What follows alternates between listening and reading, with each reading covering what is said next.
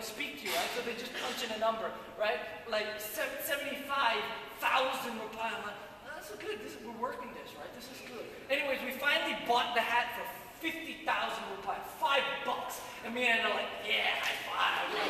Yeah, we showed them. Try to sell it for 9, buy it for 5. And then the next thing on our agenda was to rent a scooter. So we get to the scooter place, and he's like, I'm like, how much to rent the scooter for the day? He's like, 90,000 rupiah. I'm like, you got to be kidding me. So I got the scooter for $4, and I got my hat for $5, and I realized that I've been ripped off. I bought a hat for the same price that I rented a scooter for. So then I learned, I'm like, oh man, these guys are sneaky out here. You know, I gotta be on it. So we rented this scooter, and there we are. I got the scooter, the security made sure I don't do anything funny with it. And then we're just kind of driving around Bali. Now, Bali's crazy, man. Like the drivers are crazy, and they cut you off, and there's like no street signs, and no one cares about anything. And like we were told that this one chick was driving with her purse on the side, and someone just ripped the purse and drove away with the scooter. Like, it's nuts. And I'm like, why would everyone have a scooter? Because people in Bali have big families, right? You know, 3, 4, 5 people in their family. Why would you need a scooter? You should get a car. And then I realized it is the family car. Like, literally, you can put 5 people on a scooter. Like, it doesn't make sense.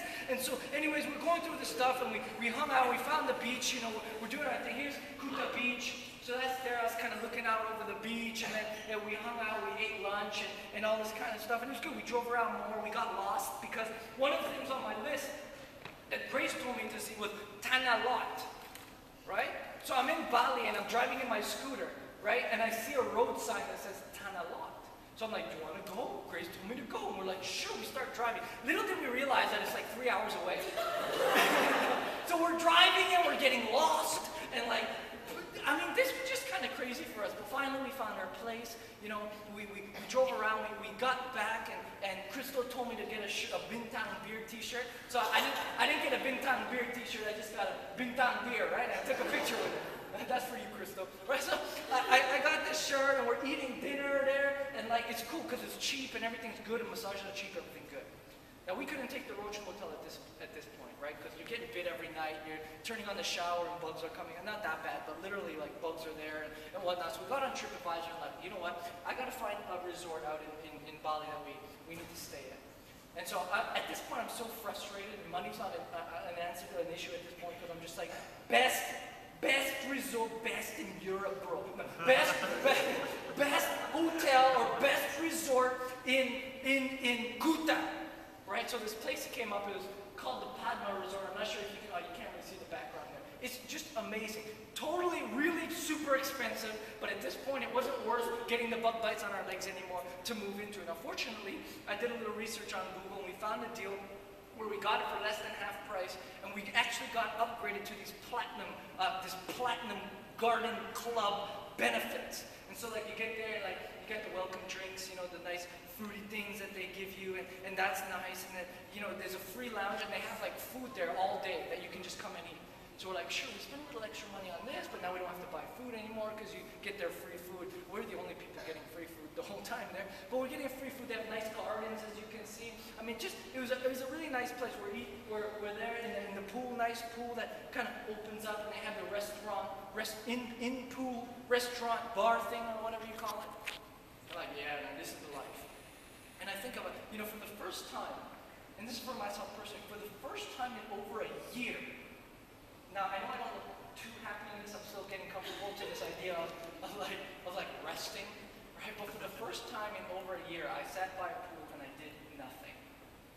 This is just early on, because I'm still like, oh, this is kind of uncomfortable. Like, what am I supposed to do doing nothing, right? But after a while, I'm sitting there and I'm like, oh yeah, you know, this is kind of cool. I'm just resting, and it felt good, and that was hard for me to do.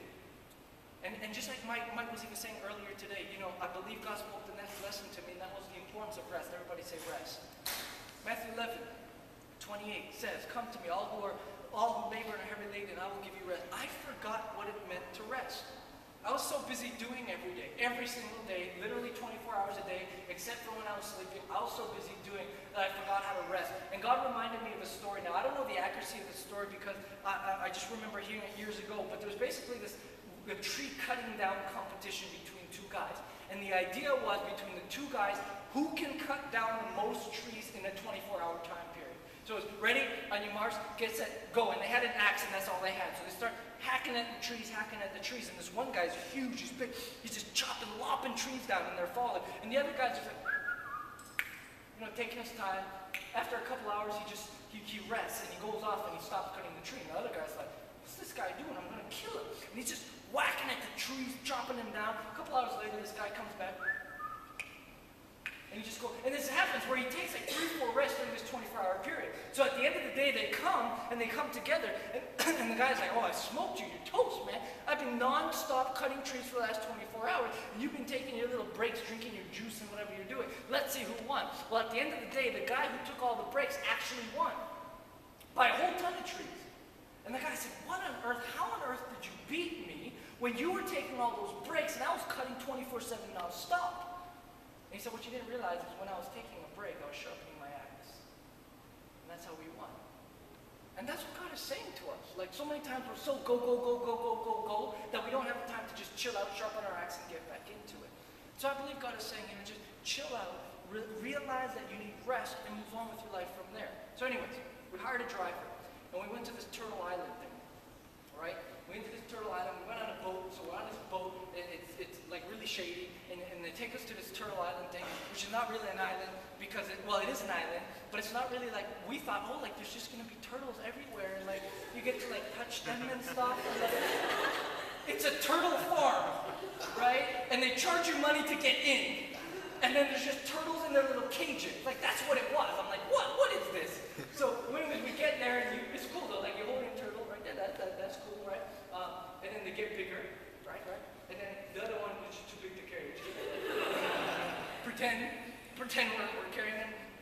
I mean, they're huge. And then they got all this other stuff there. So like that's Anna holding this big, huge lizard, which was kind of fun. And then that's me holding a bat. I mean, that's kind of cool. And this is a toucan attacking Anna. And then they even had a snake. It's kind of cool. So it ended up kind of being worth it. And then we went to this monkey forest, right? You're supposed to go to monkey forest, right? It's not Monkey Island, it's monkey forest. Because I'm like, can you take me to Monkey Island? And he's like, we don't have Monkey Island. Like the island with the monkeys everywhere. They're like, no, we don't have that. We have a monkey forest. I'm like, don't overflow, man. Making me look bad. And so it's a monkey forest, and it's this temple in the middle of nowhere. And as this temple, I don't know why, but it's a temple, and in the temple, all the monkeys come. I don't know why they're praying and stuff. So you're at this temple, and it's like disrespectful to like show your legs or whatever. So you have to wear these sarongs, right, to cover up your legs when you're in this temple. And then there's these big fat monkeys that just sit there everywhere. And if you walk close enough to them, it'll take something from you. So we're there at Monkey Island, and we're like, you know what? I had enough about it. This place is just crazy. Right? Good food, good massage, but just crazy. So we hopped on the plane, AirAsia, thank you very much, and we headed off to Phuket. Now Phuket is a hot spot in Thailand. And unfortunately when we got there, and this really bothered me, when we got there, later when we did the research, we're like, when is the best time to go to Phuket, Thailand, right? And they said, well, the best time is like X months. The worst time is September. We're in the middle of September, we're there. And why? Because it's monsoon season. So you see me there by the beach carrying umbrellas. Because there was a thunderstorm there that morning. I went on weathernetwork.com. There's supposed to be a thunderstorm every single day while we were there. I'm holding, it's dark as you can see, I'm holding umbrellas. The beach is abandoned. I'm like, oh my gosh. And to be honest with you, I started to get a little angry. A little upset because I'm like doing the math here. I'm like, I spent all this money to get down here. I'm never coming back, or at least not for a long time, because there's so many other places in the world to see.